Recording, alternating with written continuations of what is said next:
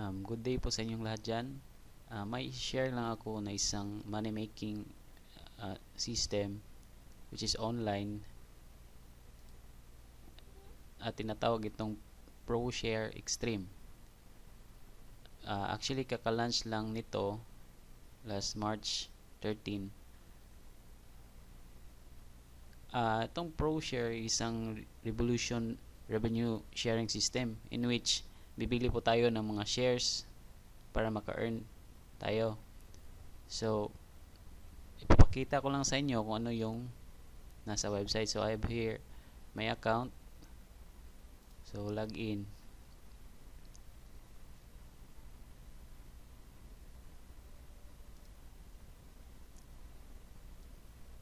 So kung makikita nyo, actually I started $20 yung niload ko sa account ko. So current share earnings ko is $33 within 12 hours. Kaka-launch lang nitong website.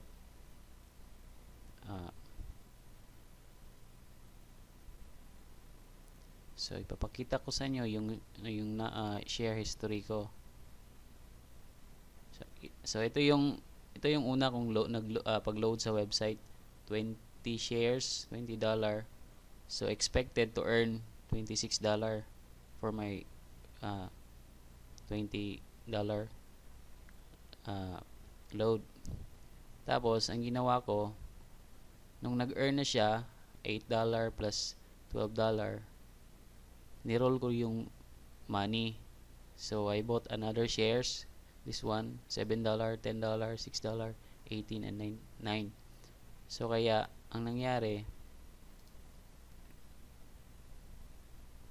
naging 70 shares na siya ngayon. I started 20 shares. So naging doble yung money or triple pa. Naging 70 shares. So ito yung cash balance. Ito yung pwede mo nang ma-withdraw. Yung repurchase balance naman is ito yung ipo-purchase ng another shares sa system. So bali ang rule dito is 60 over 40%. 60% mapupunta sa repurchase shares. Tapos yung 40% naman is mapupunta sa cash earnings. So every time na may ma-recruit kayo or may ma-refer kayo, meron kayong 10% commission sa kanyang initial deposit only at first level.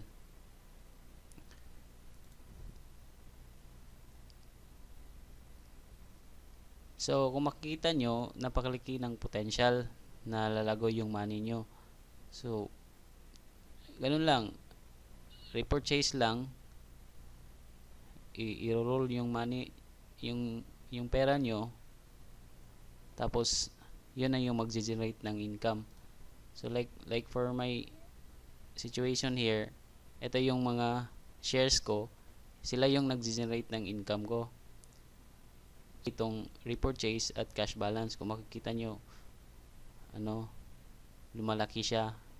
Kanina $1 pa itong repurchase, ngayon $2 na yung cash balance. Gano'n na yun. Kung makikita nyo, maliit na yung cash balance kasi niro-roll ko yung money. Gusto kong mas malaki ang shares ko. So gano'n lang. Pwede nyo akong i-add sa Facebook para maturuan ko kayo at mabigyan ko kayo ng overview about the program. Ipapakita ko rin sa inyo kung yung withdrawal, yung recent withdrawal. Hindi ako makakapag-withdraw kasi maliit pa yung cash balance ko. Recent payouts. So kung makikita nyo, marami nang nag-withdraw. May $22, may $194 through PayPal. So kung gusto nyo i-review to 100. So napakarami nang nag-withdraw in just 12 hours. So kung makikita nyo, hindi po siya scam, legit po siya.